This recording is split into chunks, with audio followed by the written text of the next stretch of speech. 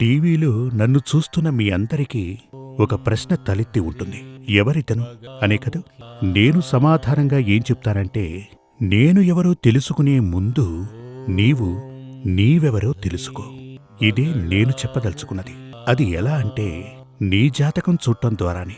మీరు ఎవరు, మీ యొక్క జన్మ ఉద్దేశం ఏమిటి, ఎందుకని మీరు జన్మించారు, మీరు ఏమవుతారు, మీ భవిష్యత్తేమిటి, ఇటువంటి వేల ప్రశ్నలు మీలోనే తలెత్తుతున్నప్పుడు, వాటికి దారి మీకే సరిగ్గా తెలియనప్పుడు నేనెవరని అడగటంలో అర్థం లేదు కదా. అందుచేత నేనెవరని తెలుసుకునేలోపు నీవు నీవెవరో తెలుసుకో. అందుకుగాను మీ జాతకాన్ని తీసుకుని రావాల్సుంటుంది. ఇక్కడికనే కాదు, ఇక్కడికి రావచ్చు.